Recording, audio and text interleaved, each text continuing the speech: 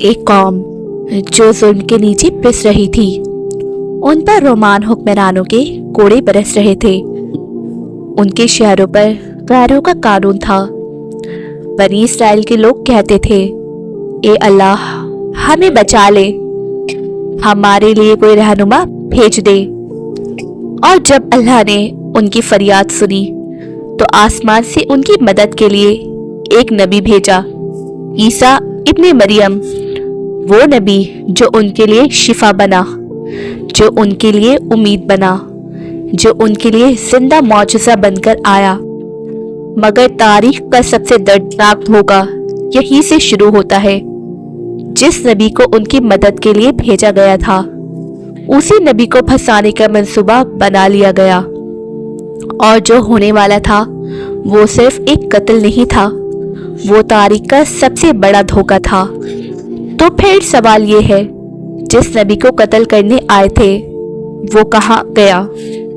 और सूली पर लटककर तड़पने वाला असल में कौन था? बैतुल मुकद्दस, जेरूसलम, वो शहर जहां अंबिया की सदाएं गूंजती थी, जहां सजदों की खुशबू थी और जहां अब रोमान झंडे लहराते हैं। बनी इस्राइल का शहर था, लेकिन हुक्म रोमान एम्पायर का चलता था। तुम्हें रोमी की गुलामी कबूल करनी होगी, ये फैसला हतमी है। गलियों में रोमान सिपाही, जुल्म आम था, इंसाफ महंगा और हक बोलना जुर्म। रोमान कानून के नीचे बनी इस्राइल सिर्फ सांस ले रहे थे, जीना उनके इख्तियार में नहीं था। इसी अंधेरी दौर में अल्लाह ने अपनी रहमत का सिलसिला शुरू किया। हज़रत ज़करिया अलैहिस्सलाम, कुरान कहता है, वो नबी भी थे और हज़रत मरियम अलैहिस्सलाम का कफील भी। एक दिन ज़करिया अलैहिस्सलाम महराब में गए और देखा कि मरियम अलैहिस्सलाम के पास ऐसा रिस्क है जो इस शहर की ज़मीन पर मिल ही नहीं सकता था। ज़करिया अलैहिस्सलाम ने पूछा, ए मरियम, ये तुम्हें कहाँ से मिला? मरियम अलैहिस्सलाम ने कहा, ये अल्लाह की तरफ से है। यहीं से ज़करिया अलैहिस्सलाम का यकीन और गहरा हो गया। उन्होंने ये वाक़या अपनी बीवी को बताया, फिर दुआ मांगी और अल्लाह ने बुढ़ापे में हज़रत याहया अलैहिस्सलाम अता फरमा दिए।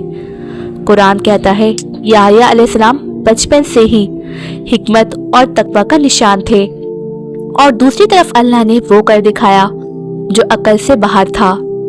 एक दिन मरियम अलैहिस्सलाम के पास एक फरिश्ता आया। मरियम उसे पहचान न सकी और कहा, मैं रहमान की पनाह लेती हूँ, अगर तू परहेजगार है तो दूर रह। जवाब आया, मैं तेरे रब का भेजा हुआ फरिश्ता हूँ। फिर वो अल्फाज जो तारीख बन गए, मैं अल्लाह की तरफ से तुझे एक पाक बेटी की खुशखबरी देने आया हूँ। मरियम अलैहिस्सलाम ने कहा, मुझे बेटा कैसे हो सकता है जब किसी मर्द ने मुझे छुआ तक नहीं? जवाब सिर्फ इतना था, ये तेरे रब का फैसला है और अल्लाह हर चीज पर कादिर है।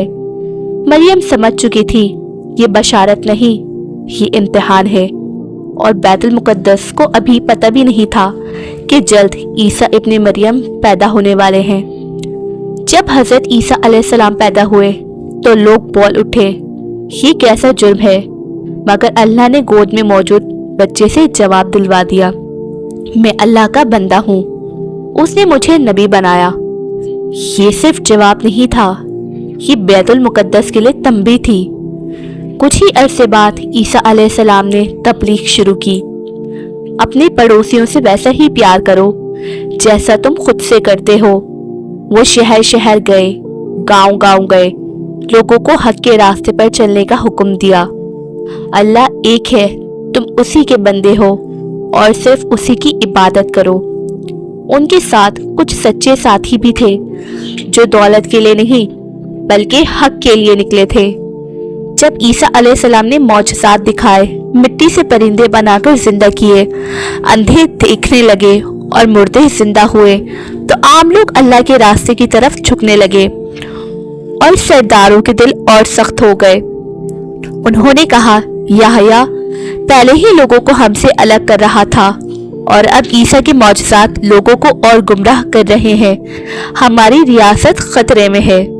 تفسیر ابن کثیر بتاتی ہے یہودی سرداروں نے رومان حکمرانوں کے پاس جا کر کہا یحییٰ اور عیسیٰ بغاوت کروا رہے ہیں، یہ خود کو بادشاہ کہتے ہیں۔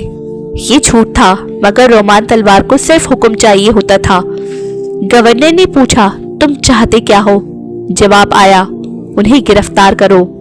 یحییٰ علیہ السلام کو قید کیا گیا اور انہیں قتل کروا دیا گیا۔ شہر خاموش ہو گیا۔ ایک شخص بھاگتا ہوا عیسیٰ علیہ السلام کے پاس آیا اور کہا آپ کے بھائی یحییٰ کو قتل کر دیا گیا ہے۔ عیسیٰ علیہ السلام سمجھ گئے کہ اب سازش ان کے خلاف بھی ہو چکی ہے۔ اس رات اللہ نے فرمایا اے عیسیٰ میں تجھے اپنی طرف اٹھا لوں گا اور تجھے کافروں سے پاک کر دوں گا۔ اور پھر وہ ہوا جو قرآن واضح طور پر کہتا ہے نہ انہوں نے عیسیٰ کو قتل کیا نہ سولی پر چڑھایا، بلکہ ان پر شبہ ڈال دیا گیا۔ عیسیٰ ابن مریم زندہ اٹھائے گئے اور جو سولی پر چڑھایا گیا وہ کوئی اور تھا۔ یہ واقعہ ہمیں یہ سکھاتا ہے کہ جب بھی حق بولا جاتا ہے تو وقت کے فرعون اور منافق اس کے خلاف کھڑے ہو جاتے ہیں، مگر آخر میں اللہ کا فیصلہ ہی جیت ہوتا ہے۔ اور یہ واقعہ ابھی ختم نہیں ہوا۔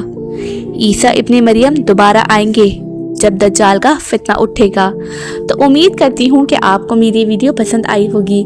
مزید اچھی ویڈیوز کے لیے میرے چینل کو لائک اور سبسکرائب کرنا مت بھولیے گا اور بیل آئیکن کو ضرور پریس کیجیے گا تاکہ میری آنے والی ویڈیو کے نوٹیفیکیشنز آپ کو ملتے رہیں۔ تو ملتے ہیں نیکسٹ ویڈیو میں، تب تک کے لیے اللہ حافظ۔